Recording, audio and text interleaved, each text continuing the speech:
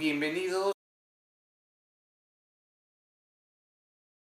a su clase del 22 de septiembre 2023.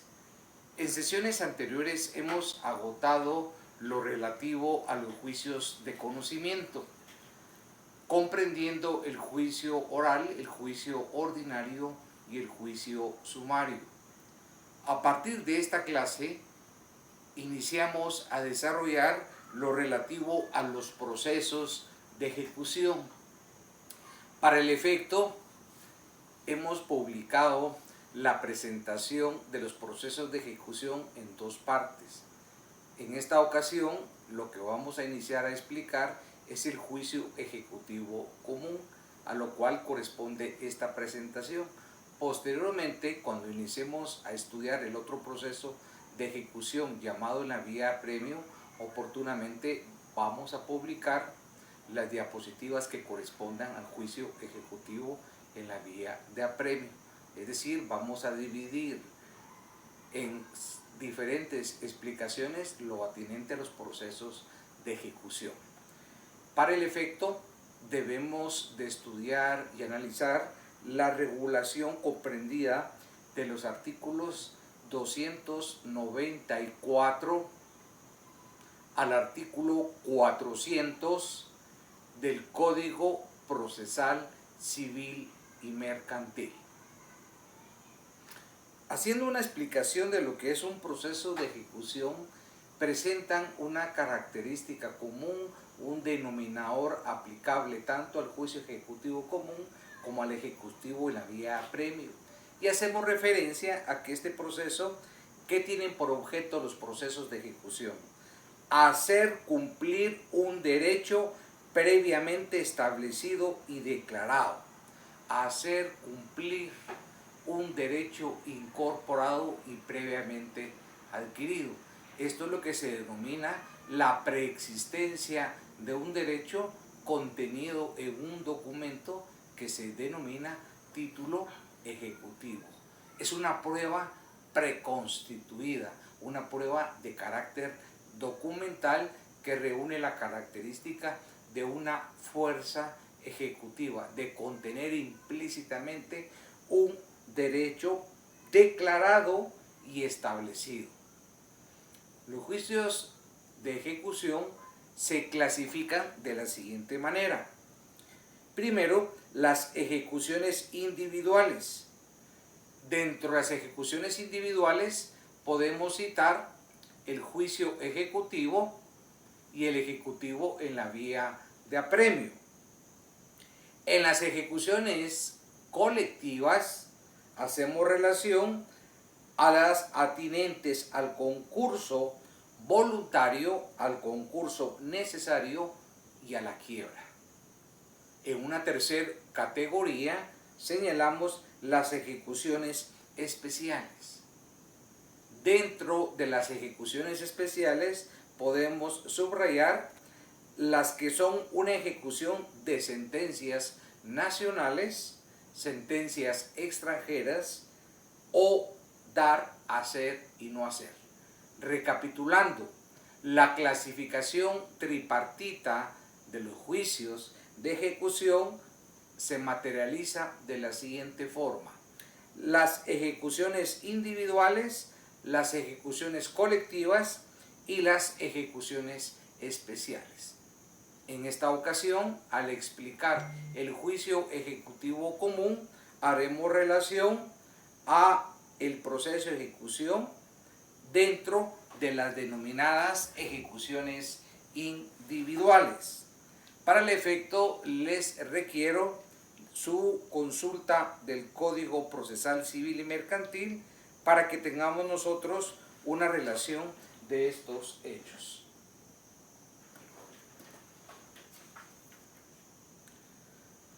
Iniciamos el estudio del juicio ejecutivo común a partir del artículo 327 del Código Procesal Civil y Mercantil, el cual se ubica dentro del título segundo denominado Juicio Ejecutivo.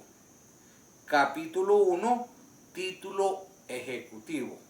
Antes de iniciar a estudiar pormenorizadamente el artículo 327 del Código Procesal Civil y Mercantil, nos vamos a detener a explicar qué es un título ejecutivo. Cuando hacemos relación a un título ejecutivo, la primera idea para hacer referencia a este título es un documento, pero no cualquier documento, un documento en el cual plasmamos, adquirimos, pactamos una obligación que puede ser de dar, hacer o no hacer, de tal suerte que el documento por sí solo es suficiente para hacer efectiva la ejecución de este en el juicio correspondiente.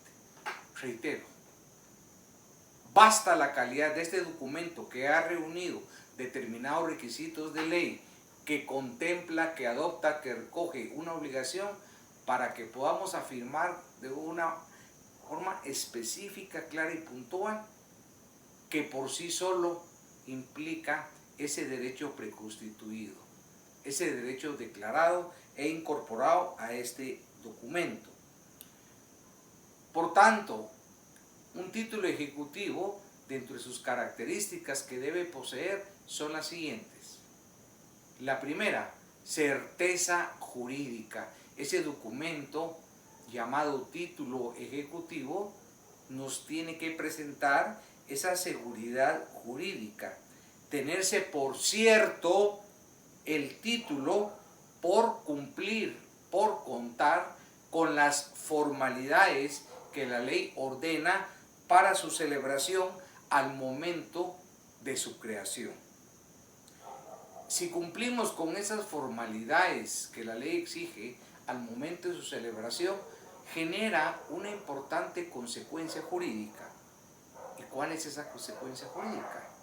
Que ese título ejecutivo, al cumplir con esos requerimientos, nos lo va a brindar como un título ejecutivo formal y eficaz, al estar revestido de una formalidad, de una confianza, de una certeza jurídica en su contenido.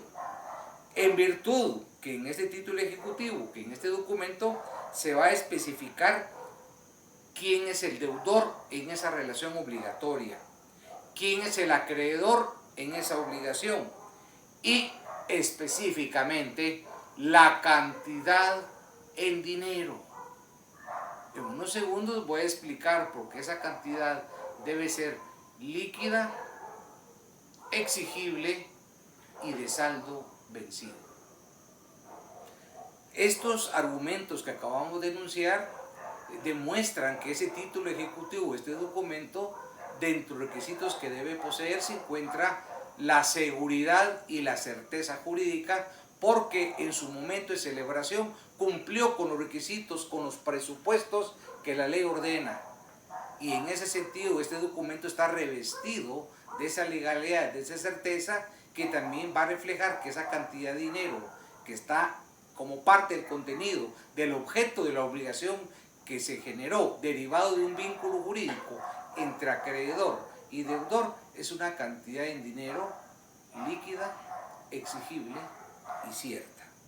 Segunda característica que debe reunir ese título ejecutivo, y aquí volvemos a resaltar la importancia que esa cantidad en dinero que forma parte de un documento preestablecido debe ser una cantidad de dinero que tiene que ser líquida y exigible, siendo esta una cifra exacta y en plazo para ser cobrada. Explico esta premisa. Una cantidad que debe ser líquida significa lo siguiente: que esta cantidad tiene que estar predeterminada, señalada de una forma numérica, de una forma concreta y puntual, por eso es líquida. Voy a poner un ejemplo de una cantidad que no es líquida. Una indemnización de daños y perjuicios que deberá fijarse por expertos al momento de dar sentencia. Esa cantidad no es líquida. Va a ser líquida hasta el momento que los expertos puedan cuantificar las partidas indemnizatorias, de establecer el daño asciende a X cantidad. El perjuicio asciende a X cantidad, pero la liquidez se refiere a una determinación numérica concreta y puntual de esa cantidad en dinero. Tenemos la certeza, por ejemplo, un juicio ejecutivo por la deuda de 1.000.000 de quetzales. Si estamos estableciendo que es 1.000.000 más los intereses, esa es una cantidad líquida, determinada, precisa. Otro requisito, debe ser exigible. Un título ejecutivo que reúne los requisitos, que es un documento exigible, requiere algunos lineamientos, algunos postulados. Por ejemplo, que ese documento, para ser exigible, cumplió con los requisitos que la ley establece para su celebración. Pero adicionalmente, ese documento es exigible porque llegamos a un momento que la obligación, como parte de esa relación obligatoria sinalagmática, hay un incumplimiento de la obligación por parte del deudor al acreedor de una cantidad específica en dinero, de una cantidad líquida, y es exigible porque es de saldo vencido. ¿Qué significa el saldo vencido? Que hemos llegado a una fecha en la cual el deudor no cumplió con el pago correspondiente. Si no realizó el pago, no cumplió con su obligación en la fecha pactada, ¿qué genera esto? Un incumplimiento de la obligación, que es una obligación de dar, de pagar dinero, y por lo tanto, si incumplimos la fecha, el plazo contractual acordado, su consecuencia ¿cuál es? Que es de saldo vencido. Entramos a un proceso de mora y por lo tanto el título ejecutivo, además de ser una cantidad líquida exigible, es de un saldo vencido. ¿Y qué faculta al acreedor? Que este título ejecutivo cumpla con estos requisitos, poder plantear la demanda de un juicio ejecutivo común. Distinto va a ser el procedimiento que vamos a ver en la próxima sesión de clase al ejecutivo en la vía previa. El ejecutivo común, la demanda también tiene que cumplir con los artículos 61, 106 y 107 del Código Procesal Civil y Mercantil, con un requisito fundamental, que un documento esencial acompañar a la demanda de un juicio ejecutivo es el título ejecutivo.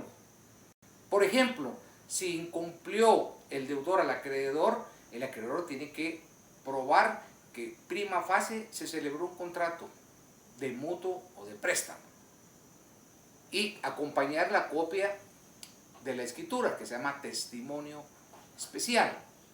Adicionalmente a esto, va a acreditar el acreedor en su narrativa argumentativa, le va a demostrar al juez que en primer lugar hay un vínculo contractual entre acreedor y deudor. El siguiente supuesto, ¿cuál va a ser? Su premisa mayor, premisa menor, va a demostrar al juez que el deudor incumplió con su pago en la fecha pactada, obligada. ¿Y cuál es la conclusión? Obligación de pagar, obligación de ejecutar, y la pretensión va a ser que se obliga el demandado a pagar la deuda más los intereses correspondientes. En este caso, la deuda no tiene garantía prendaria ni garantía hipotecaria. Pues si el título ejecutivo y el préstamo se hubiera celebrado con una garantía de un derecho real como los citados, no se tramitaría un juicio ejecutivo común. La vía correcta, como veremos en la próxima sesión de clase, ¿cuál sería? Sería un juicio ejecutivo en la vía de apremio. Todo esto hemos relacionado a lo que se refiere título ejecutivo. ¿Qué es un título ejecutivo? ¿Por qué es un documento? ¿Por qué tiene una prueba preconstituida que va incorporado a un derecho declarado establecido y sus requisitos de cantidad líquida exigible y saldo vencido?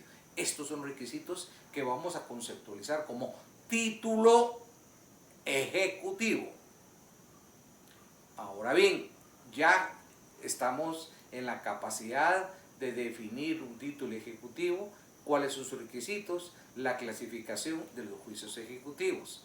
Partiendo de esta narrativa, podemos señalar que el artículo 327 del Código Procesal lleva por epígrafe procedencia del juicio ejecutivo. De la misma manera que en sesiones anteriores estudiamos los asuntos y la procedencia de un juicio ordinario, de un juicio oral, de un juicio sumario, como ubicado dentro de la categoría juicio y conocimiento, lo mismo estamos haciendo en esta ocasión, pero enmarcados en los juicios de ejecución, donde ya hay un derecho preestablecido, un derecho declarado, refiriente a una cantidad de dinero.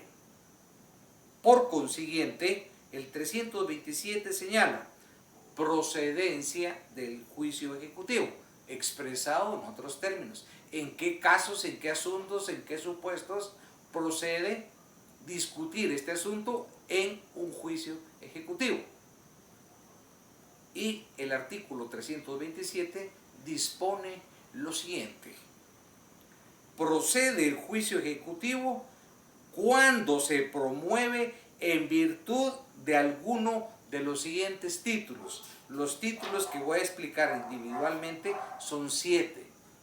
Aquí ya arribamos a una conclusión, que los asuntos que se van a tramitar dentro de un juicio ejecutivo común son los títulos ejecutivos. Ya expliqué su definición, ya narré sus características. Ahora en este caso nos corresponde analizar específicamente cada uno de los títulos ejecutivos que el artículo 327 del Código Procesal Civil y Mercantil los delimita, y por su importancia los voy a leer y explicar individualmente. Para ello requiero y necesito que tengan a la mano su Código Procesal Civil y Mercantil, y los exhorto a que me acompañen en esta lectura, en este análisis, en esta discusión, para poder delimitar con claridad cuáles son los títulos ejecutivos que se tramitan en el juicio ejecutivo común de acuerdo al estipulado en el artículo 327 del Código Procesal Civil y Mercantil. Iniciamos el estudio. El numeral 1. El numeral 1 es un título ejecutivo que faculta al acreedor para presentar su demanda y acompañar este título ejecutivo que la ley denomina testimonios de las escrituras públicas. Por razones didácticas y de mayor comprensión, voy a explicar separadamente los 7 títulos ejecutivos que contempla el artículo 327. Cuando hacemos referencia a los testimonios de las escrituras públicas, es importante que tengamos a la mano el Código de Notariado en el artículo 66, donde nos explica qué es un testimonio de una escritura pública. Cuando ustedes lean, analicen testimonio de escritura pública, hacemos referencia a una copia de la escritura matriz. ¿Y cuál es la escritura matriz? Son esas escrituras públicas que forman parte de un protocolo. Y el protocolo como tal no se puede acompañar a una demanda, porque el protocolo, el depositario es el notario. Y el notario no puede aportar un documento original que es la escritura pública reflejada en ese documento. Lo que la ley ordena es emitir copias. Por eso es que el numeral 1 dice: los testimonios de escrituras públicas, y el testimonio de una escritura pública equivale, se traduce en una copia de la escritura matriz. ¿Dónde obra? ¿Dónde se registra la escritura matriz? En protocolo, que se llama un registro notarial, bajo la responsabilidad del notario, quien por disposición de ley se considera depositario. Y al momento de fallecer este protocolo queda en disposición, los familiares tienen la obligación de presentarlo al Archivo General de Protocolos, donde aparecen todos los registros de los instrumentos públicos autorizados por notarios, que, recuerden, de conformidad con el 186, produce y hace plena prueba. Son conceptualizados documentos públicos que van a ser valorados bajo el sistema legal, siempre y cuando no hayan sido redarguidos, no hayan sido atacados de nulidad o falsedad. El artículo 66 del Código de Notariado señala: testimonio es la copia fiel de la escritura matriz, de la razón de auténtica o legalización o del acta de protocolación, extendida en papel sellado correspondiente y sellada y firmada por el notario autorizante o por el que deba sustituirlo de conformidad con la presente ley. ¿Qué significa? Aquí vamos a diferenciar lo que es una escritura matriz, es la que expliqué, pero es diferente la razón de una auténtica. La auténtica de una firma solo se dice que fue puesta en mi presencia por X persona que voy a identificar, pero no prejuzga sobre el documento en su contenido, solo por una firma. Igual sucede la legalización o del acta de protocolación, son tres instituciones diferentes. En resumen, el numeral 1, los testimonios de escrituras públicas son la copia fiel de la escritura matriz. ¿Y dónde obra la escritura matriz? En un protocolo, en un registro notarial.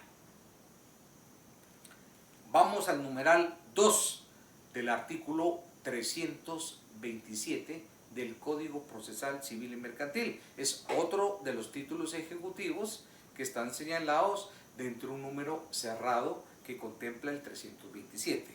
El numeral 2, el título ejecutivo, consiste en lo siguiente: la confesión del deudor prestada judicialmente, así como la confesión ficta cuando hubiere principio de prueba por escrito. Tres supuestos diferentes de este título ejecutivo. El primero, la confesión del deudor prestada judicialmente. ¿Qué característica presenta este tipo de confesión? Que la confesión la realizó dentro de un proceso que cumple todas las garantías. Por eso se afirma que es una confesión de carácter judicial realizada ante el juez dentro de una carpeta judicial. Primer supuesto. Segundo supuesto, la confesión ficta. Es diferente a la confesión ficta cuando hubiere principio de prueba por escrito. Al respecto también les sugiero leer respecto a la confesión los artículos 140 y 141 del Código Procesal Civil y Mercantil. Repito, para estudiar el tema de la confesión, leer los artículos 140 y 141 del Código Procesal Civil y Mercantil. Cambiemos de título ejecutivo, siempre enmarcados en el artículo 327 del Código Procesal Civil y Mercantil. Tercer título ejecutivo contemplado en este precepto: documentos privados suscritos por el obligado o por su representante y reconocidos o que se tengan por reconocidos ante juez competente, de acuerdo con lo dispuesto en los artículos 98 y 184, y los documentos privados con legalización notarial. Les solicito que siempre dentro del Código Notariado leamos los artículos 54 al artículo 58 del Código Notariado, que regula lo relativo a la legalización de firmas y a lo atinente a los documentos que realiza el notario. Es como de esta manera que nosotros vamos a empezar a explicar y a clasificar los distintos títulos ejecutivos en los elementos que establece el artículo 327. El numeral 4, los testimonios de las actas de protocolación de protestos, de documentos mercantiles y bancarios, o los propios documentos si no fueren legalmente necesarios el protesto. Aquí hacemos referencia a figuras, a documentos de carácter mercantil. Y cuando estudiamos actas de protocolación de protesto, es indispensable que demos lectura a los siguientes artículos que regula el Código de Comercio. ¿Cuáles son estos artículos? 399, 480, 630 y 1039 del Código de Comercio. Hacemos referencia a algo importante, a un requisito que se llama el protesto. Y para el efecto también la normativa establece los requisitos que tiene que cumplir el acta notarial de protesta y la vía de ejecución. Estamos haciendo referencia a documentos de carácter mercantil referidos a esos documentos mercantiles y bancarios establecidos en el numeral 4 del artículo 327 del Código Procesal Civil y Mercantil. Siempre ubicados en esta norma, el 327 de la Ley Adjetiva Civil, en el numeral 5 se menciona otro título ejecutivo. Acta notarial en la que conste el saldo que existiere en contra del deudor, de acuerdo con los libros de contabilidad llevados en forma legal.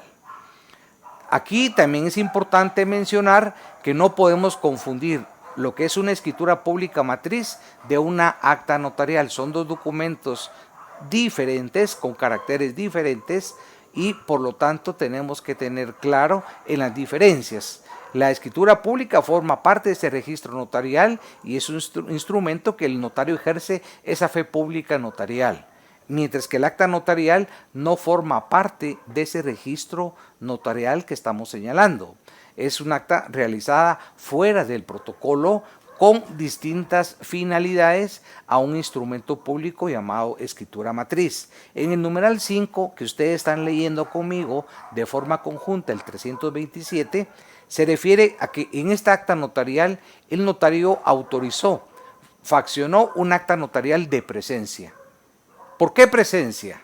Porque tiene a la vista los libros contables, sean físicos, sean electrónicos, autorizados por la SAT, los cuales reflejan estados financieros, balances generales, estados de pérdidas y ganancias, en los cuales el acreedor, ¿qué va a demostrar en las partidas contables?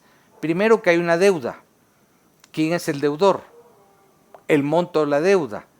Y a partir de qué momento se generó el incumplimiento y se ha generado intereses compensatorios. De tal suerte que el notario tiene a la vista estos libros contables y hace constar en el acta notarial que va a autorizar que existe un saldo pendiente de cumplir por parte del deudor y hace constar mediante su acta notarial de presencia que hay un saldo deudor de conformidad con los libros contables que tiene a la vista y realiza una descripción de estas partidas contables. Por eso se llama acta notarial en la que conste el saldo que existe en contra del deudor. Y por lo tanto se materializa en un título ejecutivo explicado en el numeral 5. Numeral 6. Las pólizas de seguros. Cuando hablamos de pólizas de seguros, tenemos que ir nuevamente al Código de Comercio. Y los exhorto a que lean los artículos 887 al 891 del Código de Comercio para poder entender qué es una póliza de seguro. Pero en el numeral 6 también comprende como título ejecutivo las pólizas de seguros, de ahorros, de fianzas y los títulos de capitalización que sean expedidos por entidades legalmente autorizadas para operar en el país. ¿Por qué? Porque ahí entramos a figuras de carácter mercantil que entran al proceso de fiscalización de la Superintendencia de Bancos, que son las sociedades anónimas especiales con caracteres financieros, aseguradoras, bancos, financieras que pueden formar parte de un grupo financiero, haciendo referencia a figuras de índole mercantil. Numeral 7 y el último numeral del 327. Aquí se refiere a este título ejecutivo. Toda clase de documentos que por disposiciones especiales tengan fuerza ejecutiva. todo documento que por disposición especial tengan fuerza ejecutiva. Lo expliqué al inicio de hoy, que es una fuerza ejecutiva, es una característica de un título ejecutivo que refleja una cantidad preconstituida, establecida, y que es una prueba preexistente, y que es una fuerza ejecutiva porque este título ejecutivo, que es un documento, es una cantidad líquida, exigible y de saldo vencido. Lo que quiere explicar el legislador en el numeral 7 es todos aquellos ejemplos de este título que tenga un documento de fuerza ejecutiva no regulados en el 327, regulados en otras partes de nuestra normativa, que aquí tenemos que hacer un proceso de integración y buscar en nuestro código que otros ejemplos conceptualiza el legislador como un título ejecutivo para irlo a discutir y a poner como prueba preconstituida en un juicio ejecutivo común. Voy a citar algunos ejemplos por disposición de ley. Los billetes o documentos legalmente expedidos que acreditan la participación en una rifa o lotería. Artículo 2142 del Código Civil. De igual forma, las libretas de ahorro, certificados de depósito, certificados de inversión, bonos que señala el artículo 110 de la Ley de Bancos y Grupos Financieros. Otro título ejecutivo por disposición de ley que nos remite el numeral 7 del 327 es el siguiente. Actas de conciliación levantada ante juez. Artículo 66, literal E, de la Ley del Organismo Judicial.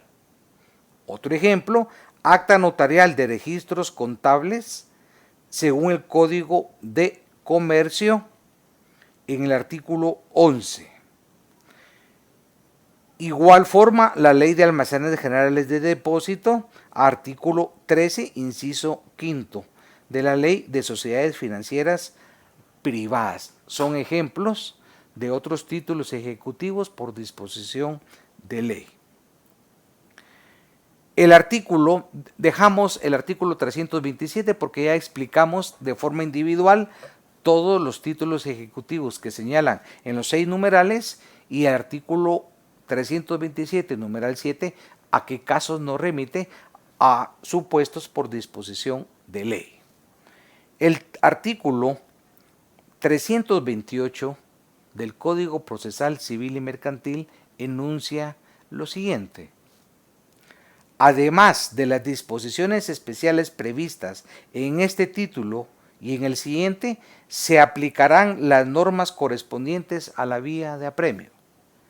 Los títulos enumerados en el artículo 327 pierden su eficacia ejecutiva en los mismos casos previstos por el artículo 296. El artículo 328 contiene 2 premisas diferentes que les voy a explicar de forma separada. La primera premisa que está contenida en el primer párrafo señala que la normativa, los artículos que regulan la ejecución en la vía de apremio van a ser aplicados también por analogía al juicio ejecutivo común, salvo disposiciones específicas y con las diferencias que existen matizadas. Una diferencia esencial: en un juicio ejecutivo común termina normalmente por medio de una sentencia.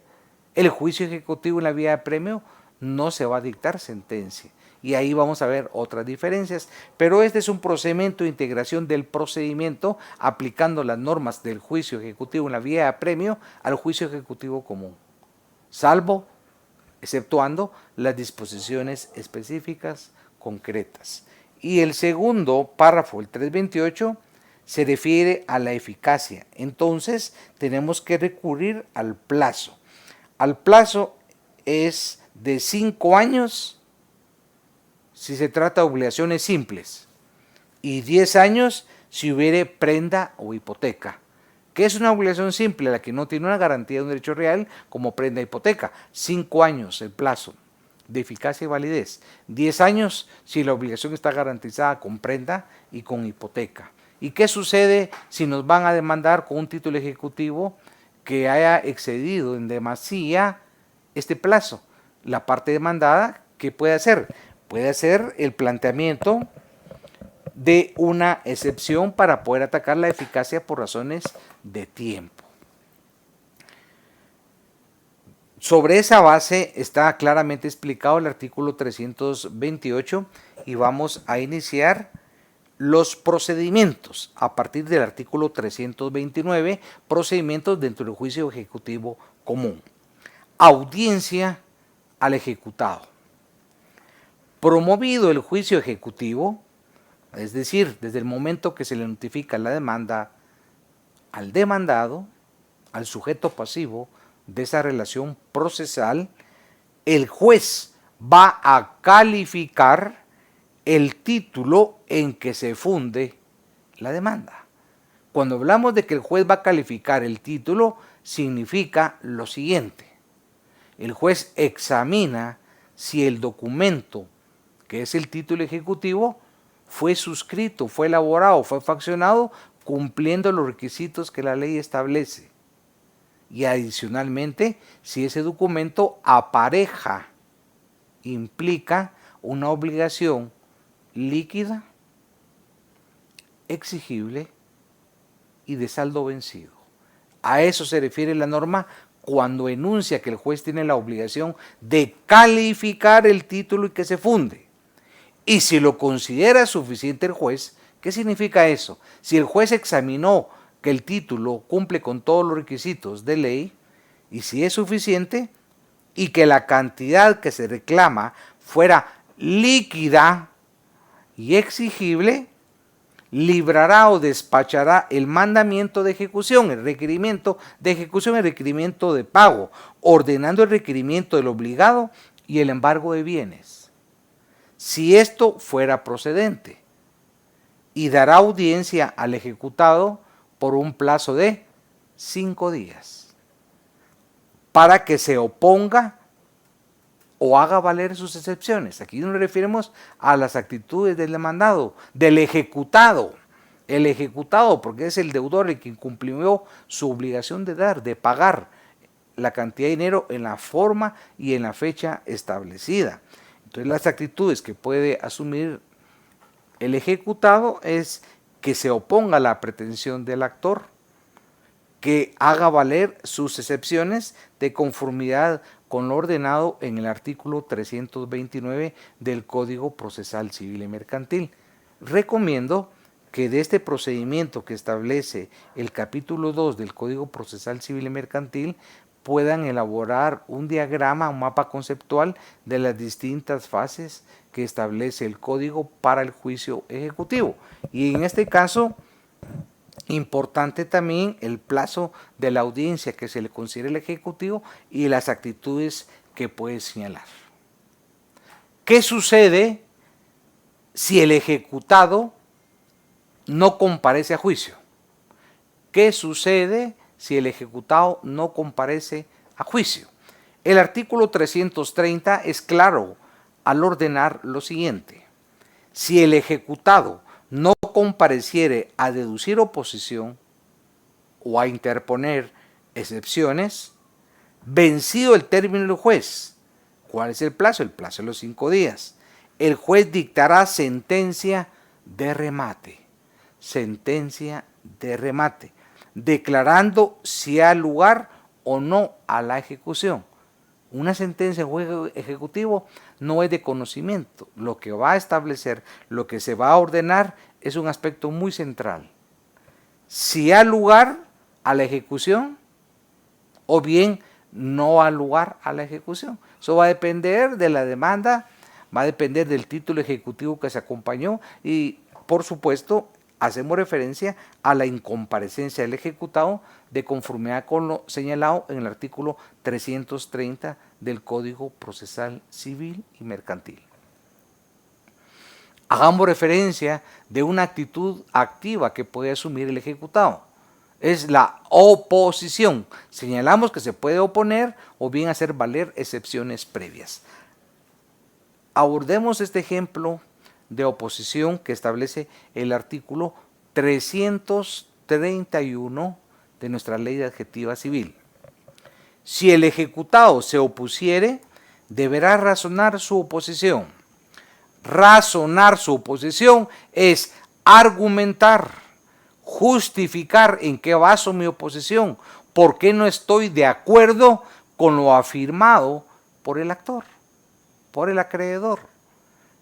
Cuando señala que tengo que razonar, es brindar las buenas razones, mis argumentos, mi razonamiento, una explicación clara en qué se fundamenta la oposición. Ese razonamiento de la oposición además establece el 331 y si fuere necesario podrá ofrecer la prueba pertinente, pero aquí la prueba pertinente, la prueba idónea y congruente es ¿cuál? Atacar la eficacia del título por el tema del plazo que expliqué anteriormente o bien acreditar que él pagó. Una prueba fundamentalmente documental. Testigos no, es una prueba impertinente porque estamos haciendo una referencia a una obligación de pago. Entonces tenemos que ser congruentes, idóneos y pertinentes con los hechos controvertidos, con la prueba que se pretende ofrecer. Sin estos requisitos, el juez no le va a dar trámite a la oposición. Si el demandado va a interponer excepciones previas, deberá deducirlas todas. ¿En qué momento? En el momento del escrito de oposición. Es en la audiencia de 5 días brindada por el juez. Ahí es el momento procesal para oponer, para interponer todas las excepciones que estime pertinentes.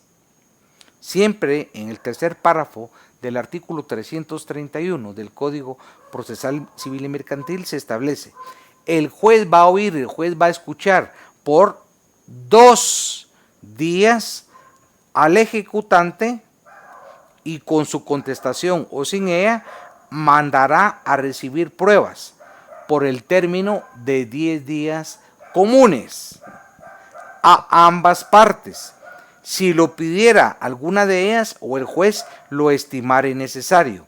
En ningún caso se otorgará término extraordinario de prueba. Pasemos a comentar este párrafo. Sí tenemos que tener bien claros los términos. Ejecutado, ejecutante. ¿Quién es el ejecutante? El actor, el acreedor. ¿Quién es el ejecutado? El demandado, el deudor, incumplidor. O sea, tenemos que tener precisión en esta diferencia. Algo importante es el plazo de los 2 días que el juez va a otorgar. ¿A quién? Va a otorgar al ejecutante y con su contestación o sin ella va a mandar a recibir las pruebas dentro de un plazo. La ley tiene una estrecha vinculación con el tiempo y aquí el tiempo para recibirlas es por el término de 10 días comunes. ¿Qué significa comunes? Aplicable a las partes.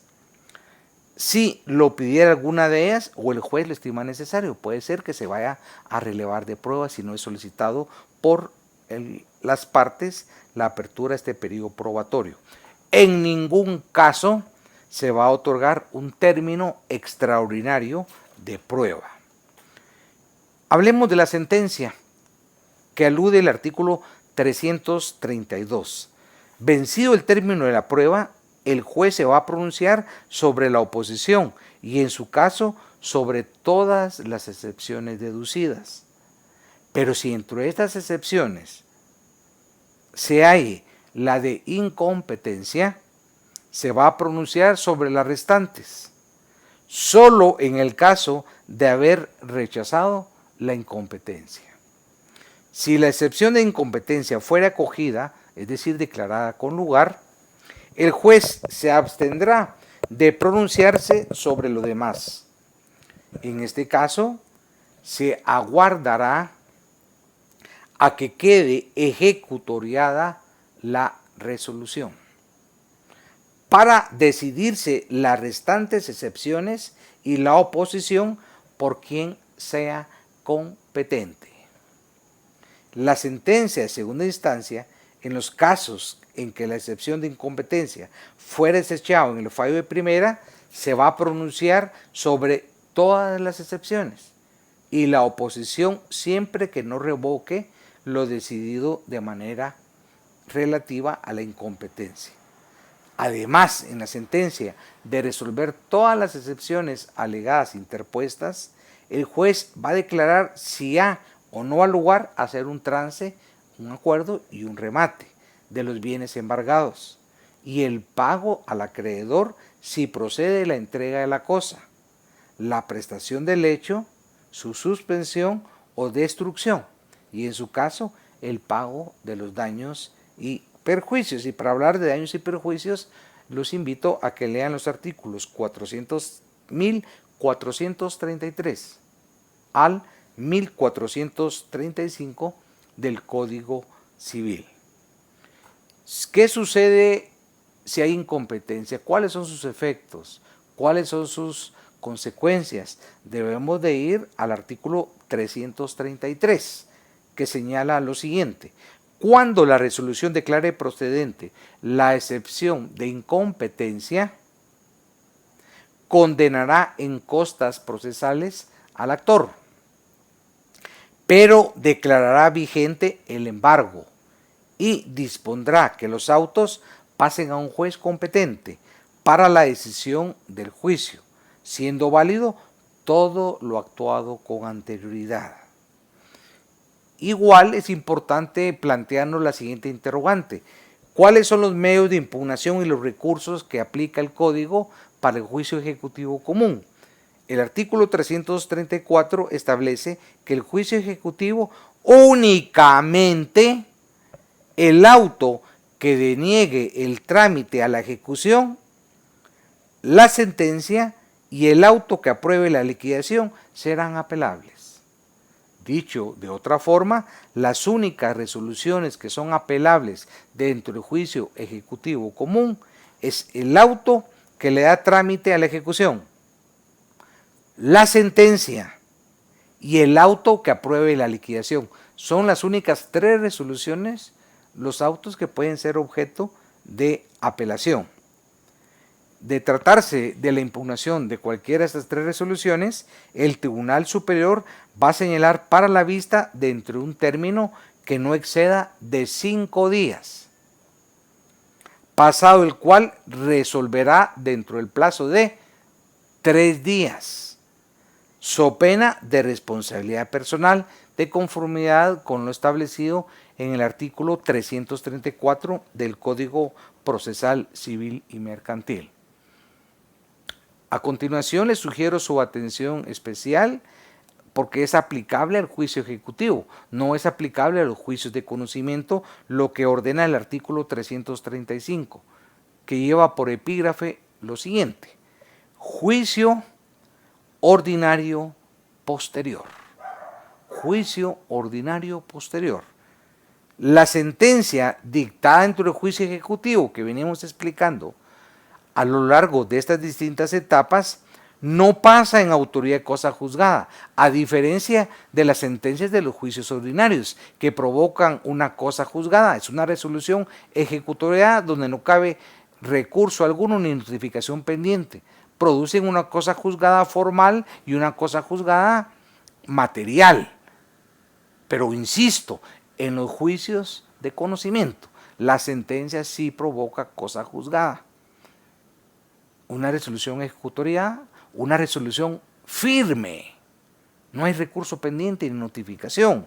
Sin embargo, en el materia del juicio ejecutivo, de acuerdo al estipulado en el artículo 335, esa sentencia no llega a tener la categoría, no llega a tener el estado de cosa juzgada, no llega a traducirse en una resolución firme, en una resolución ejecutoriada, pues lo decidido puede modificarse en un juicio ordinario posterior donde se va a discutir la controversia que fue en materia del juicio ejecutivo, pero lo vamos a discutir en un juicio ordinario posterior, en un juicio de conocimiento.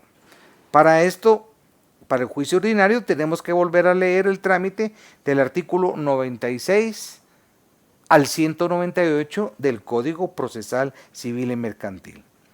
Este juicio ordinario posterior puede promoverse cuando se haya cumplido la sentencia dictada en el juicio ejecutivo. Se puede plantear el juicio ordinario hasta el momento que se haya cumplido con la sentencia dictada en el juicio ejecutivo.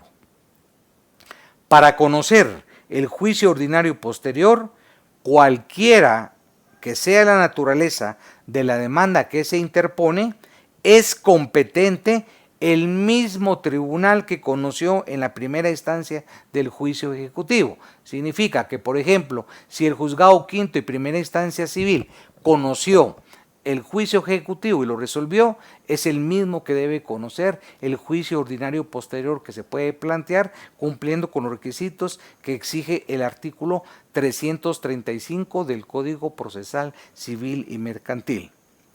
¿Qué estamos realizando mediante un juicio ordinario posterior? Una revisión de lo actuado. ¿Revisión de qué? De lo actuado en el juicio ejecutivo. Y para el efecto, el último párrafo del artículo 335 señala: el derecho a obtener la revisión de lo resuelto en el juicio ejecutivo caduca a los 3 meses de ejecutoriada la sentencia dictada en este, o de concluidos los procedimientos de ejecución en su caso. Por consiguiente, si queremos plantear un juicio ordinario posterior de revisión de lo actuado en un juicio ejecutado, tenemos como máximo un plazo de 3 meses. ¿Y a partir de qué 3 meses? A partir de ejecutoriar la sentencia del juicio ejecutivo. Y tenemos que tener mucha claridad y tener presente el plazo de los 3 meses para no incurrir en caducidad. Porque si lo planteamos después de 3 meses de haber ejecutoriado la sentencia del juicio ejecutivo, la parte demandada sencillamente va a interponer una excepción de caducidad por haberlo planteado fuera del plazo de los 3 meses y el juez va a declarar con lugar esa oposición, esa defensa procesal. Para terminar, les vuelvo a repetir que para estudiar el juicio ejecutivo debemos de leer del artículo 327 al artículo 335 del Código Procesal Civil y Mercantil. Finalizamos la clase del juicio ejecutivo. Les deseo lo mejor, que estén muy bien. Hasta luego.